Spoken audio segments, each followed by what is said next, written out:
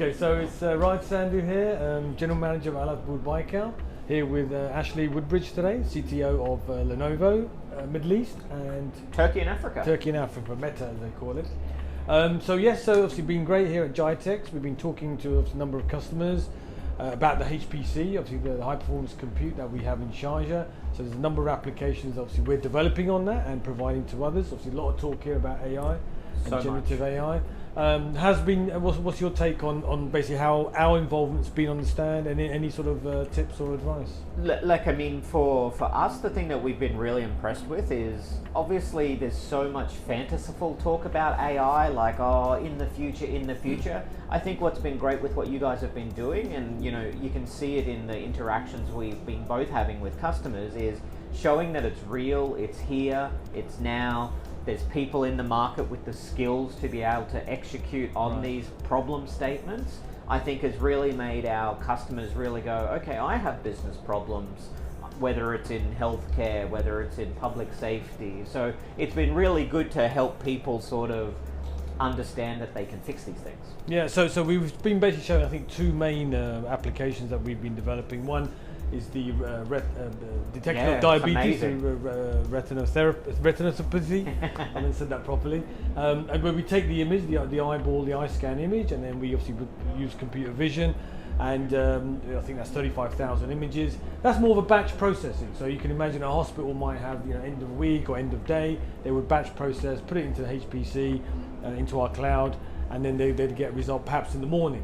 Yeah. Whereas we have other ones that are more time sensitive. So we've got the convoy analysis that we've been talking about, where you're detecting driver behavior from multiple, obviously millions of lines that a city may generate from their ANPR cameras, which needs real-time inference. Absolutely. Right? Without that, you're going from investigation, doing it manually and looking through that, to an actual prediction model almost, where the intervention for the driver or the police becomes automated. So that real-time inference and the system learning on the fly has been a crucial sort of explanation point.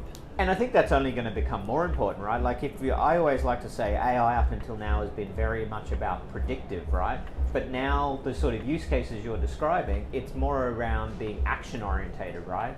And so latency and these sort of things, and being able to get that decision support to the end user, is making real-time inference is like the #1 priority in my eyes. And I think that's where the work that you guys are doing in terms of democratizing and making real-time inference available, I think there's been a lot of focus on building these massive supercomputers to train hundreds of billions of parameter large language models, and that's been removing all of the capacity to run these game-changing real-time inference models that you guys have developed and given me a sneak peek into. So I think it's super exciting.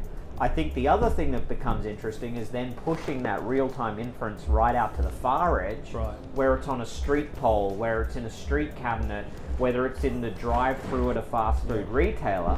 And then we're also seeing that becomes interesting from a sustainability point of view, because as you know, cooling these data centers and the work that you guys are doing with using liquid technology and being sustainable.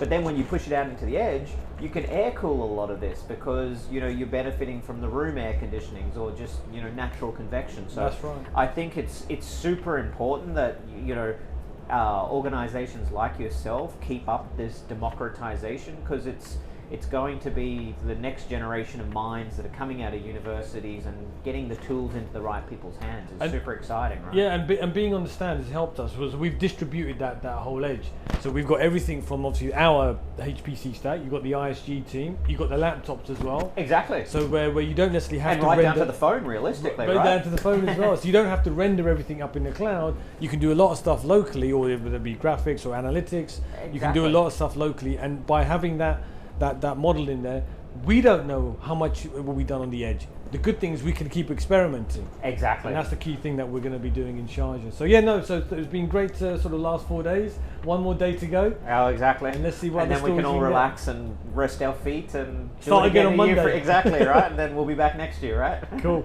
Thanks, Ashley. Good to see you. Andrew. Thank you for watching. Don't forget to like, subscribe, and leave the comment. See you soon.